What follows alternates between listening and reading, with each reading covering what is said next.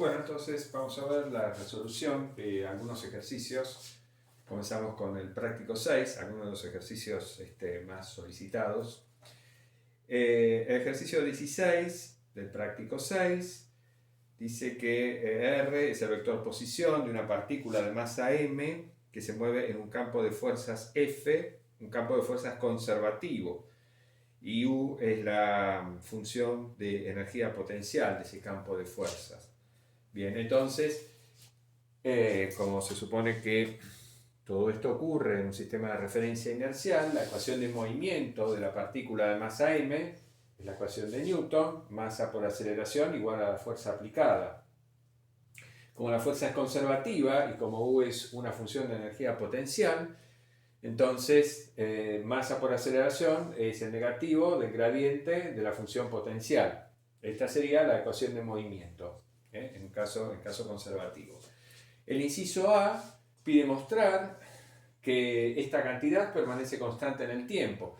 Esto que tenemos acá, el primer término, 1/2 a la masa por el cuadrado de la rapidez, o sea,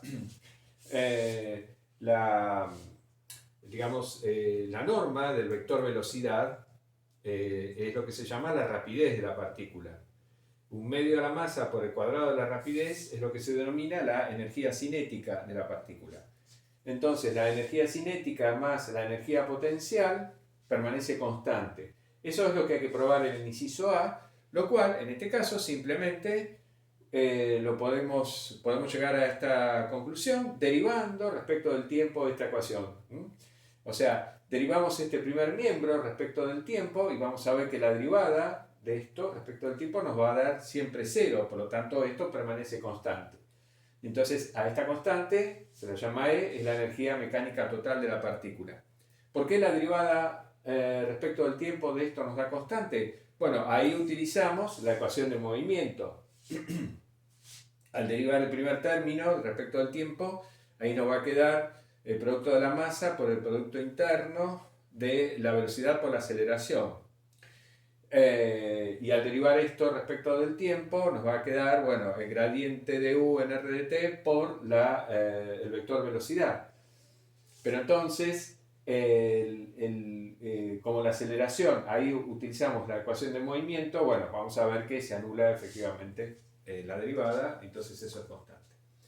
Bien, y en la parte B dice, supongamos que la partícula se mueve, a ver cómo dice, probar que si la partícula se mueve en una superficie equipotencial, su rapidez es constante. Bueno, el hecho de que la partícula se mueva en una superficie equipotencial significa que la energía potencial de la partícula permanece constante durante todo el movimiento. Eso significa. Entonces U en R de t es igual a una constante K para todo t. Bueno, entonces ya es inmediato, digamos, el hecho de que la rapidez es constante, porque de la ecuación de la constancia de la energía mecánica total, si la partícula se mueve en una superficie equipotencial, esto es constante, constantemente igual a K, y por lo tanto esto tiene que ser constante.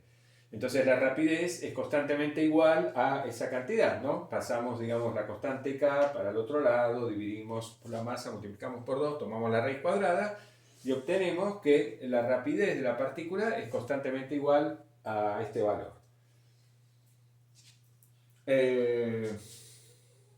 Bueno, es una situación que, por ejemplo, puede darse si un satélite estuviera exactamente en una órbita circular alrededor de la Tierra, entonces ahí estaría moviéndose en una superficie equipotencial y entonces su velocidad su rapidez es constante en ese caso, por ejemplo. Bueno, en el ejercicio 21 hay que probar esta identidad. El rotor del rotor de un campo vectorial igual a esto, que sería el gradiente de la divergencia. La divergencia del campo vectorial es un escalar, entonces podemos tomar el gradiente, nos va a dar un vector. Y le restamos lo que sería el laplaciano del campo vectorial, al cual se lo define de esta manera. ¿Tá? Nosotros, hasta este punto, siempre que hablamos de laplaciano, fue un concepto que aplicamos a campos escalares. Bueno, entonces El laplaciano es la divergencia del gradiente. Lo podemos aplicar a estos campos escalares y podemos definir el laplaciano, un campo vectorial, de esta manera. Bueno, resulta que cuando uno efectúa la cuenta, llega a la conclusión de que el rotor del rotor es igual al gradiente de la divergencia menos el laplaciano definido de esta forma. ¿Cómo se hace este ejercicio? Este ejercicio no queda más remedio que ensuciarse las manos, arremangarse y hacer la cuenta, digamos, decir, bueno, supongo que F tiene componentes P, Q y R, y de este lado, pacientemente, calculo el rotor, es fácil, y después calculo el rotor del rotor. Me van a aparecer un montón de derivadas parciales de segundo orden de P, Q y R. Entonces, lo que conviene hacer por ahí, lo más sencillo, es hacer toda la cuenta del primer miembro, ver qué obtenemos acá, y después hacer la cuenta de esto, lo que me quedaría acá. Y después ir acomodando los términos de un lado y del otro para comprobar que efectivamente lo que tenemos es una identidad. Es decir, que lo que calculamos acá es igual a lo que calculamos acá. Digamos. Eso sería, digamos. Es un trabajo arduo. Yo le juro que una vez hice la cuenta y me dio, digamos, me salió, o sea, sale, es tedioso, qué sé yo, uno tiene que ir acomodando cosas y sale. Lo otro que les digo que es una relación importante, esta es una relación importante, se utiliza en física, en electromagnetismo sobre todo, más de una vez.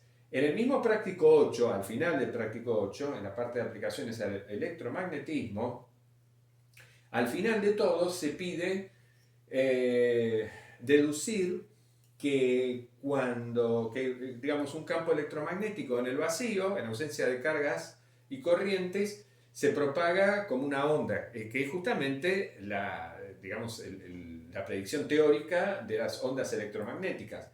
Bueno, para mostrar eso, en algún paso uno tiene que utilizar esta fórmula, por ejemplo. O sea que, digamos, es una fórmula que, por ejemplo, se utiliza para la deducción teórica de la existencia de ondas electromagnéticas. O sea, importante, ¿no?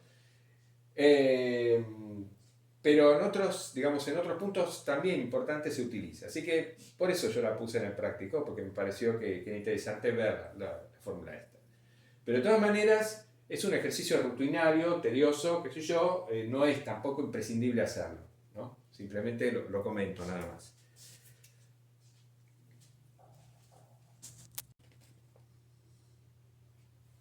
Bueno, ejercicio 22 del práctico 6 dice que tenemos un campo vectorial, F es un campo vectorial, irrotacional y solenoidal en R3. Bueno, irrotacional quiere decir que el rotor del campo es idénticamente nulo. Y solenoidal quiere decir que la divergencia del campo es siempre cero. ¿Tá? Esto quiere decir solenoidal. Y el campo está definido en todo R3. Entonces, como el campo está definido en R3, si el rotor es nulo, seguro, este campo es conservativo y por lo tanto puedo considerar un potencial phi, ¿no? Entonces, existe un potencial phi. Y dice, bueno, compruebe que todo potencial escalar de dicho campo es necesariamente una función armónica. Bueno, ya está. Digamos, F es menos el gradiente de la función phi.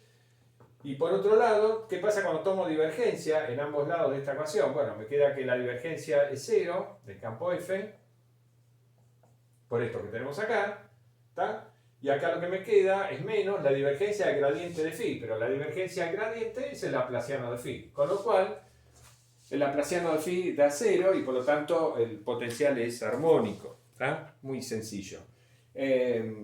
No sé si lo dije, pero este ejercicio está repetido en el práctico 7. Creo que es el ejercicio 11 del práctico 7, con palabras ligeramente diferentes, pero es exactamente el mismo ejercicio.